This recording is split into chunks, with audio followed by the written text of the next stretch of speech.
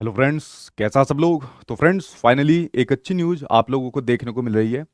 देखिए, आप लोग देश भर के अंदर किसी भी एग्जाम की तैयारी कर रहे हो, चाहे आप लोगों का कोई एंट्रेंस का एग्जाम हो, चाहे आप लोगों का कोई कॉम्पिटिटिव एग्जाम हो, कोई भी आपका कॉम्पिटिटिव एग्जाम हो जिसके माध्यम से आप लोग सरकारी नौकरी यहाँ पर लेते हो।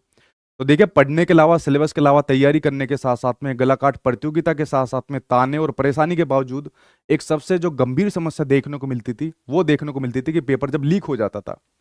कुछ तो पेपर ऐसे होते थे जो लीक होने के बाद कैंसिल हो जाते थे, जिसमें एफर्ट करना पड़ता था स्टूडेंट्स को, साथ में टीचर भी एफर्ट करते। आप सभी को पता है, मैंने भी इन चीज़ों के अंदर, कई पेपर के अंदर एफर्ट करे, कुछ कैंसिल भी कराए, ठीक है, और कुछ नहीं भी करा पाया, एविडेंस देने के बावजूद भी नहीं कैंसिल करा पाया।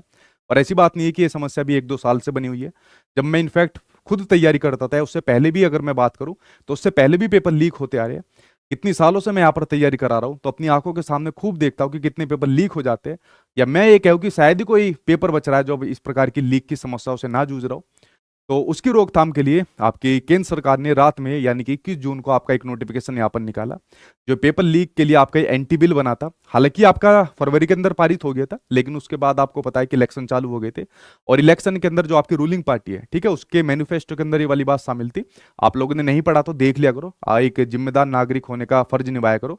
तो जो बीजेपी और कांग्रेस है, दोनों के ही मैनिफेस्टो मैंने यहाँ पर पढ़े थे। तो जैसे अगर मैं बीजेपी की बात करूं, तो 3-4 पॉइंट के ऊपर उन्होंने शिक्षा के बारे में यहाँ पर बात की गई थी, ठीक है, जैसे शिक्षा नीति 2020 के बारे में बात की गई थी। इस बिल के बारे में यहाँ पर बात की गई थी कि इसका इंप्लीमेंटेशन हम जल्दी यहाँ पर करा देंगे। लेकिन आप सभी को पता है कि ये जो रात में जो नोटिफिकेशन निकाला गया, उसकी मेन इंटेंशन क्या थी। मेन ये थी कि इस बार पूरे देश भर के अंदर जो एक चर्चा का विषय बना हुआ है, नीट का एग्जाम, जो इस पेपर लीक से यहाँ पर जूझ रहा है, जो छोटे बच्चे यहाँ पर प्रताड़ित हो रहे हैं, ठीक है, कि अभी तो उनके अंदर इतनी मेच्योरिटी भी नहीं आई, ठीक है, कि वो इस प्रकार की प्रताड़ना को यहाँ पर झेल सके, वो अभी इस प्रोसेस से गुजरना यहाँ पर उन्होंने स्टार्ट कर दिया। दूसरा, यूजीसी का नेट नेट का पेपर, वो आपका लीक हो गया, कैंसिल हो गया वो आपका, ठीक है। तो उसके लिए एक, इसके कवर करने के लिए इस बिल को रात लाया गया, इसका नोटिफिकेशन रात निकाला गया। इस बिल के अंदर क्या क्या मेन बातें हैं, वो सारी मेन बातें मैं आपके लिए बता देता हूँ। सबसे मेन बात इसके अंदर चैप्टर नंबर 3 के अंदर कही गई है, जो इसके अंदर सारी सजाओं का प्रावधान है, उसके बारे में मैं आपको एक एक करके चीजें बता देता हूँ।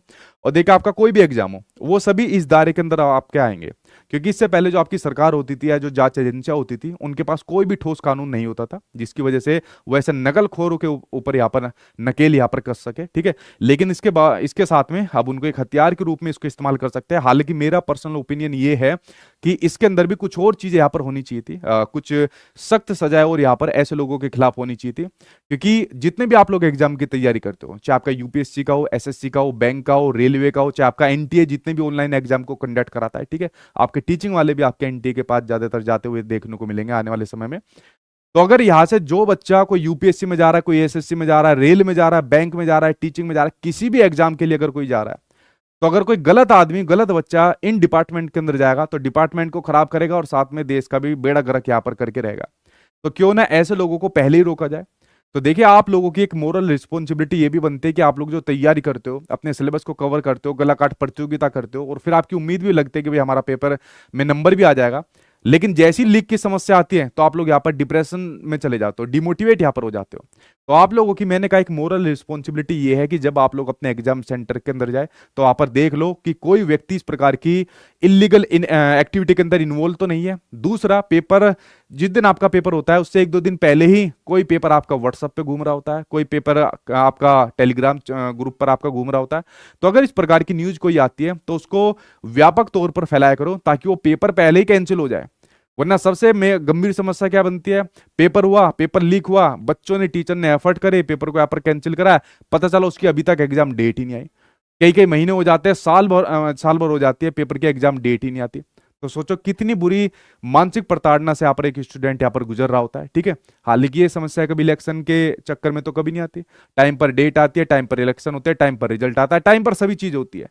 ठीक उसी प्रकार से कभी ये चीज तो नहीं आती कि टाइम पर वैकेंसी निकले, टाइम पर पेपर हो, टाइम पर रिजल्ट आए, और किसी प्रकार की छेड़खानी पेपर के साथ ना हो, और टाइम पर बच्चे की जो भी पोस्ट है वो यहाँ पर उसको मिल जाए।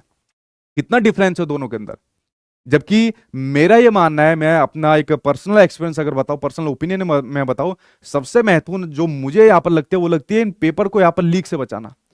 टाइम पर वैकेंसी निकालना, टाइम पर पेपर लीक को यहाँ पर बचाना, क्योंकि अगर एक घर के अंदर एक बच्चा भी यहाँ पर सरकारी नौकरी को ले जाता है तो अपने पूरे घर को यहाँ पर संभाल लेता है। ठीक है, तो ये सबसे गंभीर समस्या मेरे अकॉर्डिंग यहाँ पर बनती है, जिसके ऊपर सख्त से सख्त यहाँ पर सजा होनी चाहिए थी। क्या क्या सजा यहाँ पर इसके अंदर है, क्या क्या बातें इस कानून के अंदर यहाँ पर कही गई है, वो मेन मेन बातें मैं आपको बता देता हूँ। देखिए ध्यान रखना, कोई भी व्यक्ति, पर्सन या कोई भी सदस्य समूह इस प्रकार की इलीगल इनएक्टिविटी एक्टिविटी के अंदर यहां पर शामिल होता है तो उसके लिए जेल का प्रावधान यानी कि कारावास का प्रावधान दिया गया है कि 3 से लेकर 5 साल तक की जेल भाई ऐसे लोगों को यहां पर हो सकती है। ठीक है, पैसों का भी जुर्माना है। हालांकि मैं इस बात को कहता हूं कि जो भी हमारे देश के अंदर कानून है वो बड़े फ्लेक्सिबल होते हैं। मतलब हर कोई व्यक्ति या कह सकते हो कोई पैसे वाला व्यक्ति है, इस प्रकार के जो लोग होते हैं वो अपनी सहूलियत के अनुसार उसके अंदर फेरबदल या बदलाव करते रहते हैं, जिसकी वजह से वो छूट जाते हैं। लेकिन मेरा यह मानना है कि अगर कोई सख्त कानून आ जाए, सख्त यहाँ पर जो कार्रवाई करने वाली जो एजेंसियां होती है, अगर वो सख्त रुख अपना ले तो ऐसे लोग आपके जेल के अंदर डले रहेंगे और सख्त सजा इन लोगों के खिलाफ यहाँ पर होनी चाहिए। दूसरा, मान लीजिए कोई इंस्टीट्यूशन, जैसे आपने देखा होगा बहुत सारे कोचिंग सेंटर इन एक्टिविटी के अंदर इन्वॉल्व हो रहते हैं, तो भैया आप लोगों की जो प्रॉपर्टी रहती है, संपत्ति रहती है, वो जब्त कर ली जाएगी, कुर्क कर ली जाएगी। ठीक है, और जितना भी आपका पूरे ये पेपर का खर्चा होता है, पेपर की पूरी प्रक्रिया गुजरती है, उसका एक रेशियो बनाकर वो पैसा आप लोगों से वसूला जाएगा।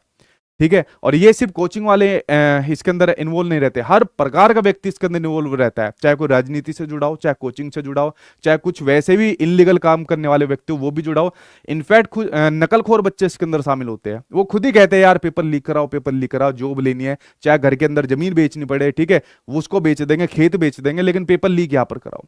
तो देखिए इस कानून के तहत अब कम से कम एक ठोस सबूत यहाँ पर जांच एजेंसी को या सरकार के पास ये रहेगा कि कम से कम ऐसे लोगों के खिलाफ सख्त से सख्त सजा वो यहाँ पर दे पाएंगे, अगर सही तरीके से सब चीज यहाँ पर चली तो। ठीक है, तो पहली चीज तो यहाँ पर देखने को मिल रही है। दूसरी बात, जैसे मान लीजिए किसी लैब के अंदर आपका एग्जाम पड़ता है, तो यहाँ पर अगर कोई लैब इस प्रकार की एक्टिविटी के अंदर इन्वॉल्व रहती है तो कुछ साल के लिए उसको बैन कर दिया जाएगा। भाई कुछ साल के लिए, उसको आजीवन जिंदगी भर के लिए उसको बैन कर दिया जाए। अगर कोई एक बार उसने ऐसी गलती कर दी तो जो उसको मालिक है, जो उसके अंदर या कर्मचारी है जो ऐसी इसके अंदर इन्वॉल्व है, तो उनको यहाँ पर सख्त से सख्त सजा दी जाए और उसको यहाँ जिंदगी भर के लिए बैन कर दिया जाए। पता चला 2-3 साल बाद फिर उसने वो वाली दिक्कत कर दी। ठीक है, तो ये चीजें यहाँ पर और भी थोड़ा इसके अंदर इंप्लीमेंटेशन होनी चाहिए थी, थोड़े और भी चीजें यहाँ पर होनी चाहिए थी इस कानून के अंदर। मेरे ख्याल से शायद भविष्य के अंदर हो जाए, लेकिन अब मैं ये नहीं कह सकता कि इससे 100% रोकथाम मिल जाएगी। ठीक है, लेकिन मैं ये कह सकता हूं कि इस बिल के आ जाने से सहूलियत जरूर मिलेगी जांच एजेंसी को, ऐसे लोगों पर नकेल कसने भी हेल्प मिलेगी और नकेल कसे भी जाएगी ऐसे लोगों के ऊपर। लेकिन अगर इसके अंदर कुछ और व्यापक तौर पर चीजें शामिल होती, कुछ और चीजों का यहाँ पर प्रावधान होता है, ठीक है, जो एज ए टीचर मुझे अभी यहाँ पर नहीं कहनी चाहिए। ठीक है, वो मेरे से ज्यादा अनुभवी लोग सरकार के अंदर या और अलग अलग पदों के ऊपर बैठे रहते हैं। तो मेरे ख्याल से जो सबसे गंभीर समस्या हमारे देश के अंदर है पेपर लीक वाली, क्योंकि एक स्टूडेंट का दर्द जो है एक स्टूडेंट है टीचर ही समझ सकता है, इसके ऊपर सबसे ज्यादा ध्यान केंद्रित करना चाहिए। बाकी आपके मुद्दे ठीक है, सभी मुद्दे चलते रहेंगे, लेकिन सबसे ज्यादा जो समस्या है वो है बेरोजगारी की समस्या देश में। और अगर सरकार रोजगार देती है, सरकार सरकारी नौकरी यहाँ पर निकालती है और उसके अंदर यहाँ पर इस प्रकार के लोग, इस प्रकार के बच्चे यहाँ पर शामिल हो जाते हैं, तो विभाग का भी नाश करेंगे और साथ के साथ में देश का भी बेड़ा गर्क यहाँ पर करेंगे। ठीक है, तो ये कानून अब आपका आ गया है, इसका नोटिफिकेशन देर रात को यहाँ पर जारी कर दिया गया था सरकार के द्वारा। ठीक है, और अब इसका प्रभाव आने वाले समय में जितने भी आपके एग्जाम है उस पर कितना पड़ेगा, क्या ये आपका हार्ड पड़ने वाला है ऐसे नकलखोरों के खिलाफ, या ये भी आपका ऐसी फ्लेक्सिबल हो जाएगा कि मतलब ये अपनी जरूरत के हिसाब से इधर उधर चीजें यहाँ पर कर लेंगे जो नकलखोर व्यक्ति होते हैं। और देखिए एक मैंने कहा कि आपकी जिम्मेदारी भी बनती है कि अगर कोई भी इस प्रकार की एक्टिविटी के अंदर शामिल होता है तो आप उसको इन्फॉर्म करिए, उस चीज को व्यापक तौर पर फैलाइए ताकि एग्जाम आपका वो कैंसिल हो सके। क्योंकि अगर पेपर लीक हो गया और उसके एविडेंस भी पूरे है और वो कैंसिल नहीं हुआ तो भाई आपका नंबर नहीं आएगा, क्योंकि कट ऑफ के अंदर वो आपको हवा भी नहीं आने देंगे जो पेपर लीक वाले होते हैं। तो ये भी जिम्मेदारी आप लोगों की है, पढ़ने के साथ साथ में एक प्रकार की मोरल पुलिस भी यहाँ पर आपको बनना पड़ेगा ताकि इस प्रकार की एक्टिविटी को यहाँ पर ऑब्जर्व कर सके, देख सके। और बाकी इसका प्रभाव आने वाले समय में किस प्रकार से पढ़ने वाला है वो देखने वाली चीजें होगी। और मैं तो ये कहता हूँ कि कोई भी एग्जाम हो, जो पढ़ने वाले स्टूडेंट है वो यहाँ पर अपना सिलेक्शन ले जाए, उसके अंदर क्वालिफाई कर दे उस पेपर को। बाकी जो ये नकलखोर है इनके लिए सिर्फ एक जगह होनी चाहिए, वो है जेल यानी कि कारावास।